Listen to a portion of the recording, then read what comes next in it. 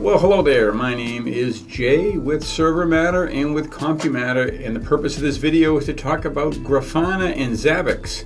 So to start with, I am not an expert, and that would probably be one reason for you not to listen to me, but there really isn't a lot of information out there on this subject matter. And so the main reason for me to have created this video is just so that I would have some kind of reference material moving forward of how I did it. But in the meantime, I felt it was an opportunity to show you the popcorn trail that led to this so that it could help you in your own journey. If indeed you have a Zabbix instance set up, you're generating data there, monitoring data, and then you want to display some of that in Grafana, especially if you want to display it as table data. So in this case, let me minimize myself. You'll notice I have a table in the background showing some different services, Nginx, MariaDB, PHP, and so on, and I can scroll across and have as many of these as I want. I have purposely put PHP 7.4 down now for the sake of this lesson. Now, before I go any further, I want to be very clear in giving credit to this guy and this video right here. If you haven't seen it yet, Creating Custom Low-Level Discovery Rules, Part 1. If it wasn't for him, this would not have been accomplished, at least not in the time period that I was able to accomplish it in. And in addition, he has, along with it, reference material. I don't know that it's shown here, so let me give you the link on that. Right here, sbccode.net, and you can see the URL. And here we have a really nice tutorial that follows along with this video, Part 1 and Part 2. So that's a little backstory. Definitely want to give credit to that guy. Very grateful. Okay, so and I've incorporated much of what was in that tutorial, but also some things that definitely were not in that tutorial that were important to my particular solution. So let's start with the command line. So we've got Zabbix that's collecting our data, and we're going to talk about how it's collecting our data. But let's get first to the command line. We're going to go to the etc. Zabbix directory. If we look at what's in there, we see the Zabbix agent configuration file and the Zabbix server configuration file and the Zabbix agent DD configuration file. Those all come with Zabbix out of the box. I have added something called Zabbix server DD so that I could put a server file. I don't want any of my configurations to live inside the Zabbix out of the box. So if I reinstall on another server and another server and another server, ideally I can copy files from mine to theirs and it'll work like it's supposed to. So let's take a look at what's inside Zabbix DD.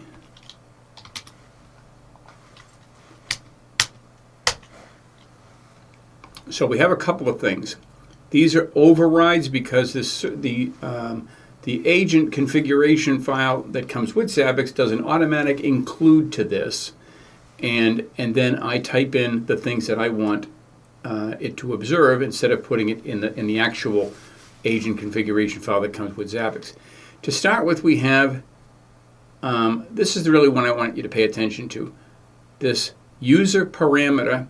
User parameters are picked up inside of Zabbix, and we're going to show you how. Right now, I just want you to know that the name of this one is called SM Services Run File. And its job is to, in fact, run this file. And as it runs this file, it should pass the command. We're going to run the command Zabbix agent d-t, and this particular variable SM Services vars, which you see right here. So it's going to pick that up or run it so that it in fact will get whatever's included with that, which is in fact my string for the services that I want monitored. So that's how that ties together. And then there's a command after that that serves to remove any of the garbage that the Zabbix agent command might have injected in that process, so we make sure we get the clean data we need back to Zabbix. And we'll talk about these other two briefly. This SM service is active. The asterisk passes the server name. Don't worry if you don't have a grip on this right now. We're going to make this come together as we move along. And it runs the command systemctl is active, and that's going to return a 1 or a 0 value on is the service active or not. And then this last one is another, these are called prototypes. So this is a discovery. We're going to attach this to something called a discovery, which I guess a discovery is kind of like an alternative to an item. They serve the same kind of purpose from what I can tell. I could be wrong, but that's my overview of it right now. And these down here are called prototypes, which you attach to the discovery, and there's different ways that the data can be returned. So is it active or not, and when it was active, in case if it was restarted for some purpose. Okay, so let's exit that for now. And by the way, I have hard-coded into the Zabbix server configuration file. At the bottom of that file, I did an include of this directory and that file that I created in there. So things like the database username and password and things that wouldn't come with Zabbix server out of the box, I can have a separate place for those to live, again, for purposes of creating a second, third, fourth server and so on. Okay, now let's come over here to Zabbix. In particular, we're going to go to data collection and we're going to go to templates. The template that I have created, this video doesn't cover the creation of templates, but I've created a template called 1-server matter template. The reason I put the 1 in there is because it ensures it ends at the top of this very long list of different templates that come with Zabbix out of the box. I decided I wanted to create a tablix with nothing on it, all my own. I don't even put the Linux basic server templates attached to that. It's raw. The only thing that includes is the initial template that Zabbix creates. I'll touch on it just briefly. You can see right here, template name, server meta, templates, nothing, empty. You could attach templates to this. Template groups I've attached literally because you had to. It's a red asterisk. I've attached template group of templates and none of these many other ones for databases and network devices and all. I'm not going to be able to learn if I start attaching all these things and not understanding how it all comes together in the raw. So I've got a template, there's nothing else in it. Now I've created this thing called a discovery. So I'm clicking on the discovery link in line with the template, and then I've clicked create discovery rule on the top right corner. That's how I got there. But we're going to go back to where we were and show you what we created. So we click on this discovery that we created with the Add Discovery button. We gave it a name, Server Matter Service Discovery. We chose Zabbix Agent. Now, there was a lot of confusion here, and I've done a lot of back and forth, and I still don't profess to be an expert, but my understanding, as I was quick to disclaim in the early part of this video, but it's my understanding that Agent Active would allow you to use this so that the agent, you got two services that run in the background with Zabbix, Zabbix Server and Zabbix Agent. If you were to switch to, say, external check, that would run a script directly on the server, directly from this interface on the server, would not use the agent service at all. And this one uses the Zabbix agent that's built in to carry out whatever the task is. And that allows, without using Zabbix agent and active, it's my understanding that I couldn't use the file that I showed you a little while ago and the user parameters. Okay, so that allows me to use the user parameters as well as the agent is like a phone home type of technology. So if I've installed this on 100 different clients servers and I've got this set up as an agent active, it's my understanding that then that agent, wherever they may be out there, can run this discovery, run these features, and phone home back to whatever server is set up in the server configuration to contact and provide that information. But if it wasn't set up that way, it would only reflect that information to its own interface. So I won't spend any more time on that than that. You may find out something else in your own travels, and please educate me. Put it in the log in the description area, and I look forward to hearing whatever you add to this. Update interval, for me, it's going to be every minute, because I got to tell you, mission critical website files that are attached to Nginx or something like that are no longer available, like Nextcloud, will immediately have everybody looking for a fix. And so I want to know fairly quickly if one of those services are down. We can describe the service a little bit here. Now the timeout, I've wrestled with timeouts in Zabbix, and I don't know, this script is only going to take a second, but I have had scripts that take 5 seconds, and Zabbix has a global 3-second timeout, and it literally will not, your script will fail if you let that ride. And putting a timeout setting within the server or agent configuration file of 10 seconds for a global timeout, I have found totally gets overlooked, not paid attention to, has no effect on the end result for reasons I don't know. But this does work.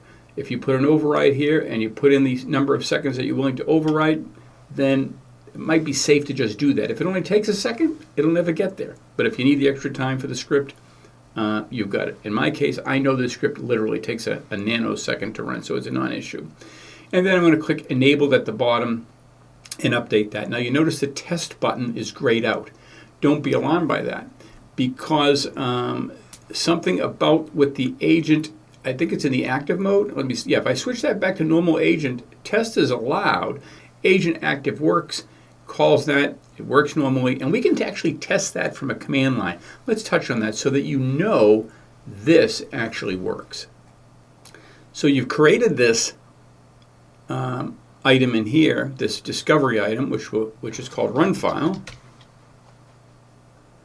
There's a program that you can install in addition to Zabbix. It's a command line program called Zabbix Get. If you just apt-get install Zabbix_get, it gets installed, and then you run the command like this, and you can see what that returns in the Zabbix world. We're going to run that SM services run file, and you see it provides for us a list of services, state, enabled. This is nothing to do with what state in the country we're in, disabled or enabled on each of the items that we put in our comma-separated file. And I guess it would be of value to show you the script that we're actually using, which is right here, because you may want to use something like that for your own purposes. Each one of these was its own, rabbit hole. So this is the bash script that we're using to get these services. So it's receiving. You can see the parameter here, services to check, and the $1. So it's going to receive that from Zabbix as part of that setup. And when it does, it's going to go down the list of services and display it's enabled or whatever the status is. And you can see in here we have the string service, the string state. These are called macro names in the Zabbix world, and I can't recall how state is parsed. How service is parsed is obvious. Let's take a look at that. So I have gone through my discovery and prototypes and all that kind of stuff, and I don't see the term state referred to anywhere. So my guess is that state is a built-in Zabbix variable that's required to know whatever the state of whatever you're sending it is, so then you can act on that down the line. So we'll leave that part of it alone, but that's what the bash script looked like. I will include that in the description area in case it's of value for anybody else to use. So that is it. That is how we created our discovery item. Now we're going to talk about the item prototypes and the trigger prototypes that I've linked to that. Again, it was coming out of that fellow's tutorial. So we'll start with item prototype. Top right corner, we created an item prototype, and we will click on this first one, SM service status. And you can name that anything you want to. That's what I named it. You have to pass in the macro after it, because as it displays on the list of data that we're monitoring, that will be filled in by whatever service we happen to be monitoring. Is the service active or not? we're using this key right here. We're not selecting from the list. It's not in the list. I think that list only queries server items and not agent items, so it wouldn't be there. And we pick that up from that same file. So you see right here, SM services is active, the asterisk, which will stand for the service itself that is called by it, and the command, the bash command, systemctl, is active, and so on and so on and so on. It returns either a 1 or a 0 depending on the status. And because it returns a 0 or a 1, we call it a numeric in this case. I'm not sure what the unsigned aspect of it is, but it's a number. It's going to be a 0 or 1, so that's what we've chosen. And it is important in this particular case that you encase your macro with quotes and a bracket, which is not required up here. Well, that won't work. How often that you want to check on that status, I've just put it at a minute as well. I'm putting the timeout. I have no idea about the timeout and how it relates in here. I'm not sure. Since we've got a discovery that's checking based on an interval and a timeout, I'm not even sure why we have these here. It seems like the discovery would accomplish that, and that these are probably not even looked at, but just to be on the safe side, I put them at a minute and 10 seconds. If somebody understands exactly why prototypes have that in addition to the discovery itself, I would be all ears. So that's done, and I am not going to enable that. Now let me just make clear what that is. If I check the box that says enabled, then it's going to check every service to see if it's active or not. Every service that I have in that line of services in the command line environment right here. I may want to have a bunch of services here, some that I monitor, some that I don't. And if I don't want them, if I want that control in Zabbix, I can leave that as create enable unchecked. If I don't want that control in Zabbix and I just want them all looked at, then I would create enabled there, and they would automatically be enabled all at the same time. Now let's take a look at the next prototype, which is when was it activated. Again, same appending of either the macro with the curly braces or with the brackets and the quote marks below. The important part is it ties into the key SM services when activated. And when was it activated is probably a better description, but you get the idea. And that command will simply run the systemctl show command, and that ultimately with the rest of that will provide a time when that was activated. We're also going to make that numeric, back to the minute, back to the 10 seconds. And let's see, and that is it. We're going to create that as unchecked. We will uncheck the enabled, uncheck the create enabled box. Got it. All right, and we will close that. Normally you would click update and save that. So we've got those two prototypes created. And let's talk a little bit about triggers. So at that point, the prototype and the discovery itself, that solves the problem of getting the data. And we could leave it right there and work on our Grafana integration and be done. And just to show you that, we're going to click on monitoring, and we're going to choose latest data and scroll down, and you can see these different SM service statuses for each individual item that was in the original CSV file list. So that's working right now if we stopped right there. But let's talk a little bit about triggers, because even though I haven't really started using them yet, I'm a new user of Zabbix and Grafana. I'm sure that I will be. And we'll go back to this template. We'll go back to this dashboard. Not dashboard, excuse me. Go back to that discovery. You can see why being at the top of the list with the number 1, it helps. And now we're going to go take a look at these trigger prototypes. The concept of a trigger is to provide an alert of some kind to let you know if this thing is going good, bad, or indifferent, and you want to have be highlighted in different ways. Now I'm expecting at some point this can be tied into emails. or there's probably a graph that I haven't even looked at yet that shows if a service is down with the red or the amber. I'm using Grafana, but it's in Zabbix somewhere to be sure. But let's go ahead and show how these came together. I clicked a Create Trigger Prototype, and we'll click on that first one. That would bring up a screen like this. I give it a name. I can name it absolutely anything I want. It just needs to be appended with the macro, just as you see it here. Event name. It looks like it duplicates that by default. I don't know where that would be if I wanted it to be different.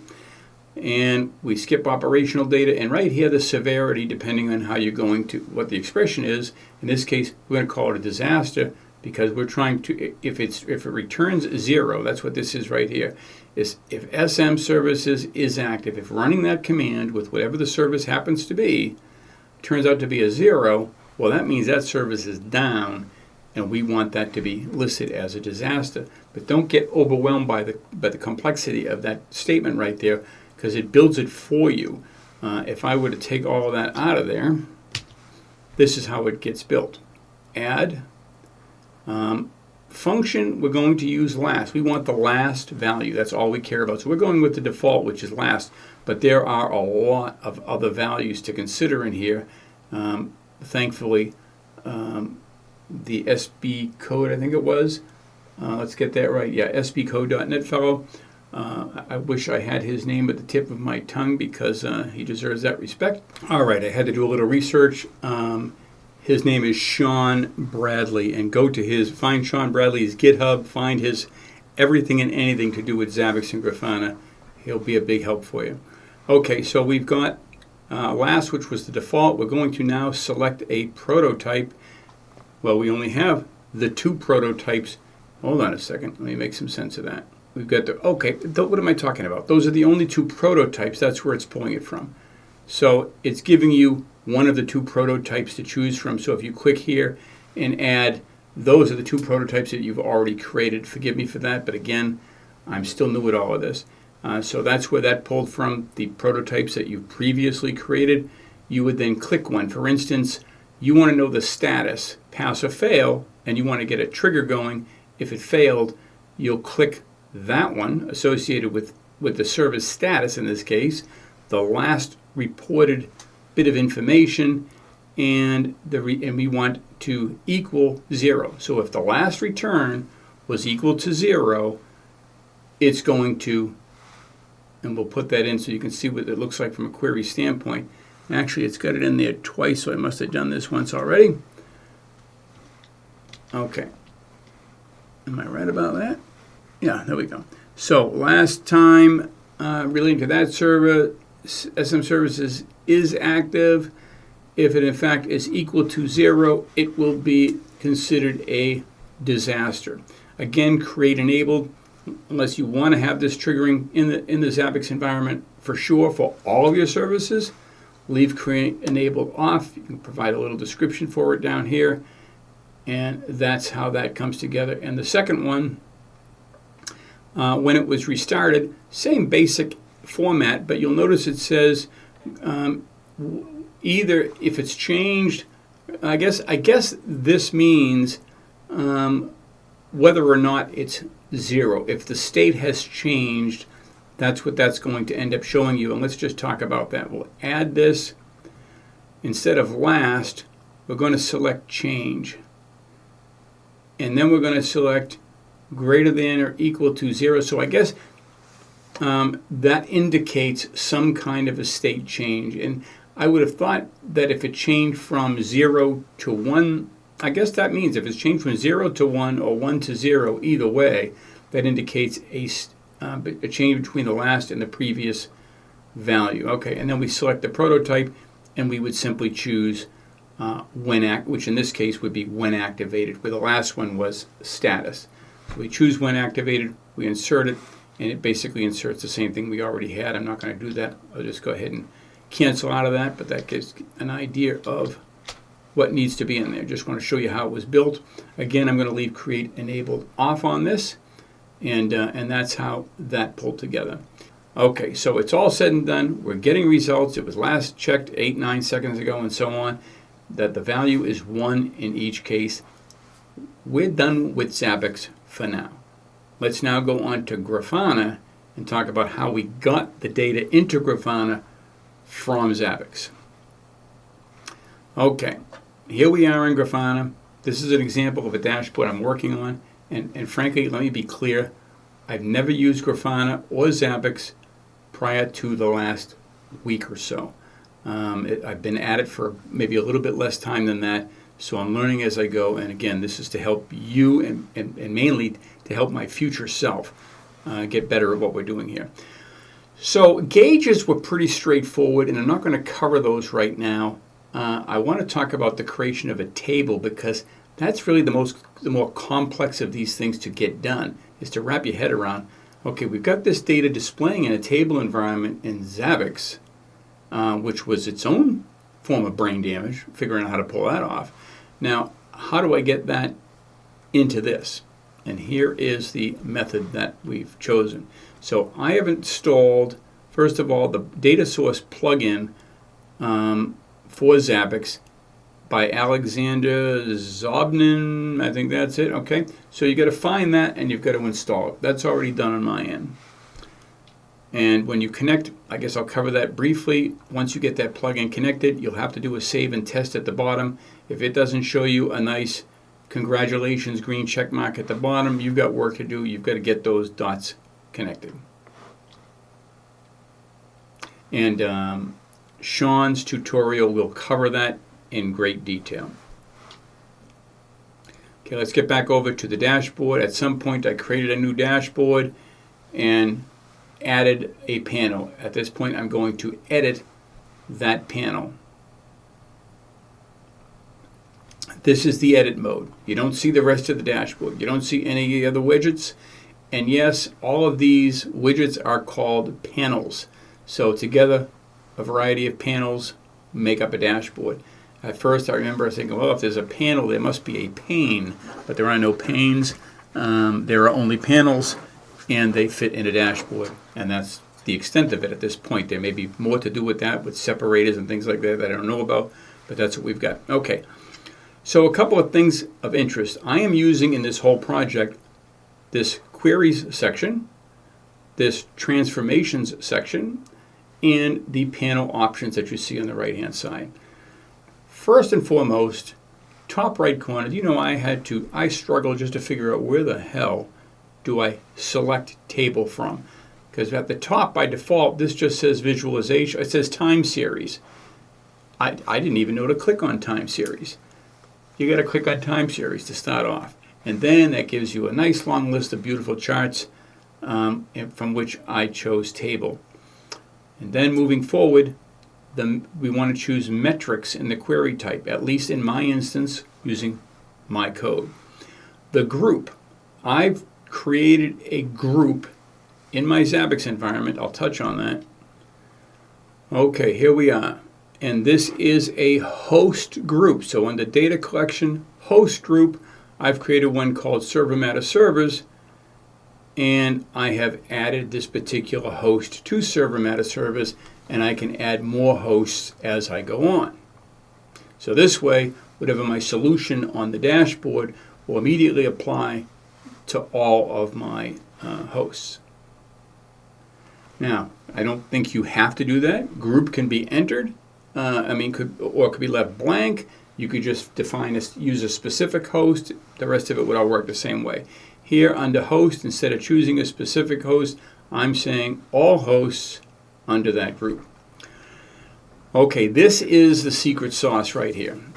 And I got to thank ChatGPT for this one, because I'd have never figured it out. Because I couldn't find documentation on it anywhere, and that's why a video like this is going to help some people, because it's really hard to find out. Okay, this regex expression, because if I click on the item list, I get a bunch of items and I see all these things individually. That doesn't help me, because my goal is to get a table of all of them. And the only way that's happening is if you put this regex item in there, if I can find it again, which says we only want those things that say SM server status as part of their name. And then we get that from monitoring latest data. You can see right here, SM service status, because that's the name, I think, of the discovery item. Let's take a look at that. SM service status. Actually, it's not the name of the discovery item, it's the name of the prototype. There it is right there. So SM service data, that's where that's pulling from. So all of those that equal that. So if I wanted to do another table for, state of change, then I would use the other prototype, SM service when activated. I could get a list of that. And now let's move forward to this top. You notice that everything says Nginx, MariaDB, and so on. By default, it wouldn't. By default, it would say something like that, where you'd have the whole thing, exactly what you see in the latest data, that whole thing with the colon, with the service name. I don't want all that. I want to remove some of that. So by creating a regular expression here, designed to pull out what's everything before and including that colon, that gets that job done, so we don't have as much distraction in the title area. Okay, so with that done, let's talk about the up and down. How do we get that? Okay, to make it clear, right here, it's an echo of a 1 or a 0. That is all that's going to come back from a check as to whether a service is active. So why does it say up or down? On the right-hand side in our panel options, we've got a section called value mappings. I'm going to edit those mappings. You can see I've said if it's a 0, change it to a down. If it's a 1, change it to an up. You're going to be tempted to use this set color indicator over here. Don't be too quick to jump on that. It's not going to change anything on the table itself.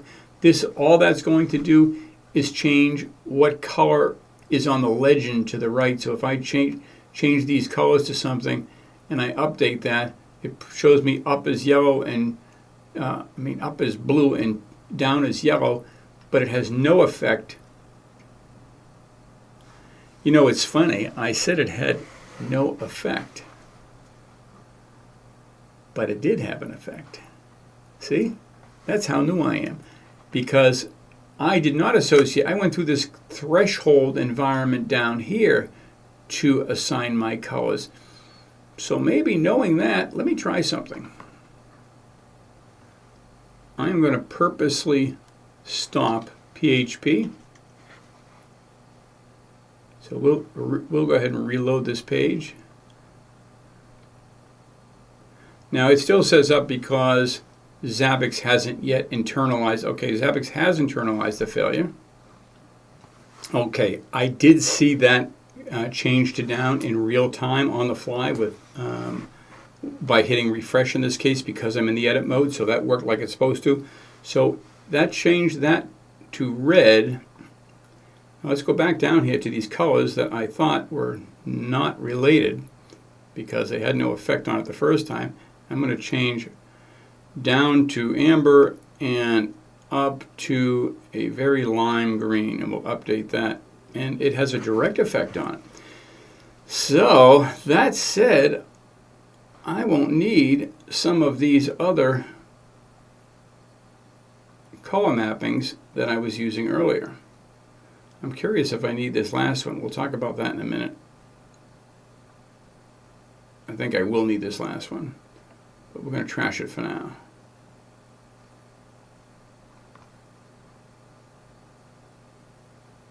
By George, no, that worked as advertised. Okay, so good. I'm glad I learned this.